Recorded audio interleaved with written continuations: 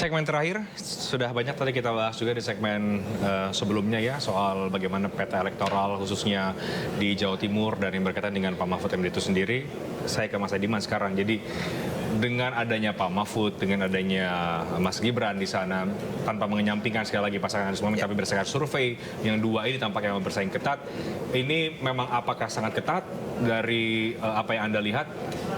Saya kira ya memang sudah beberapa bulan terakhir kita di SMRC bahkan tidak bisa menyimpulkan siapa di antara Ganjar Pranowo dan Prabowo Subianto yang berada di posisi atas dan nomor 2. Bahkan setelah kita simulasikan dengan pasangan yang ada sekarang. Jadi sangat ketat dan tetapi kalau pertanyaannya apa yang mungkin mengubah ini? Sebenarnya ada satu hal yang di dalam temuan kita yang sangat berpengaruh kenapa kemudian top 2 tokoh ini yang paling atas, yaitu faktor evaluasi publik ya terhadap pemerintah atau faktor Jokowi lah kalau kita katakan demikian.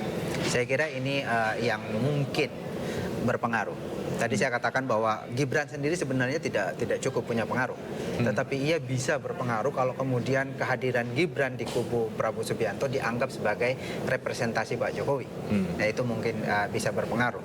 Tetapi Pak Jokowi sendiri ini tentu saja bukan hanya figur ya, tetapi juga lebih jauh ini semacam mungkin konsep atau semacam posisi politik tertentu di mana publik yang mengapresiasi pemerintahan sekarang itu menginginkan pemerintahan ini atau kebijakan yang dilakukan sekarang ini berlanjut, menginginkan apa yang mereka apresiasi ini terjadi lagi di periode berikutnya. Nah ini tergantung bagaimana publik mempersepsi nanti siapa di antara dua pasangan ini yang benar-benar merepresentasikan kebijakan yang harus dilanjutkan. Tapi dengan adanya Gibran itu mengubah besar tidak representasi Jokowi begitu di sana? Di sana.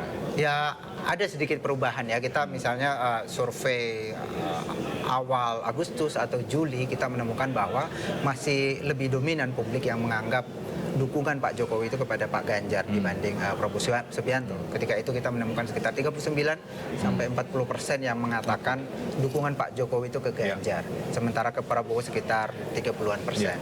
Juga ketika kita tanya siapa di antara kandidat ini yang bisa melanjutkan pemerintahan sekarang, sekitar 40-an persen ke Pak Ganjar, 30-an ke Pak Prabowo Subianto. Tapi belakangan ini saya kira di survei, saya lupa mungkin di survei LSI atau Indikator Politik Indonesia yang terakhir itu posisinya sekarang berimbang, yang menganggap bahwa dukungan Pak Jokowi ini ke Ganjar dan Prabowo Subianto itu berimbang sekitar 37 dan 38%. Nah tetapi saya kira kan sekarang sebenarnya publik masih ragu pada dasarnya. Siapa di antara tokohnya yang benar-benar akan melanjutkan. Sekarang mungkin publik meraba-raba melihat gerak-gerik Pak Jokowi.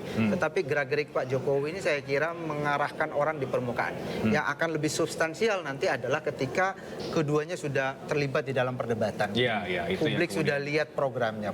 Publik sudah secara lebih jelas melihat apa yang ditawarkan oleh sekarang masih meraba-raba ya? Meraba-raba sekarang. Oke, terakhir Mas Afiq, jadi dengan segala pembahasan yang sudah kita bahas dan juga tantangan yang kemudian dihadapi ke depan, ada pendekatan yang lainkah yang akan dilakukan oleh Pak Mahfud misalnya bicara soal politik menuju tahun 2024? Ya, tentu ada.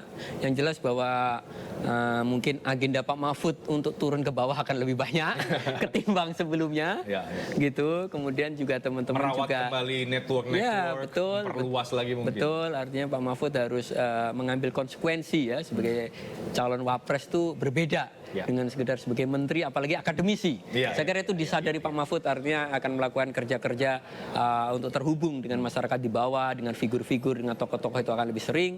Yang kedua juga memang teman-teman dalam konteks pendekatan misal di dunia digital itu juga akan lebih intens ya untuk memperkenalkan Pak Mahfud. Tetapi ya kami percaya paling tidak ada indikasi tadi bahwa likability-nya paling tinggi itu udah modal yang cukup bagus. Kalau kita bisa menaikkan kedikenalan Pak Mahfud, kita juga bisa mempercayai likability-nya juga akan tetap naik, akhirnya makin lebih banyak orang gitu. Nanti kita lihat ya di surveinya SMRC, likability dan kedikenalannya semakin tinggi atau tidak gitu dari Pak Mahfud. Kita akan tunggu nanti. Tapi terima kasih banyak diskusinya Mas Saidiman, terima kasih banyak Mas Afiq Ali sudah bergabung malam hari ini. Demikian Talk Politics with Reinhard.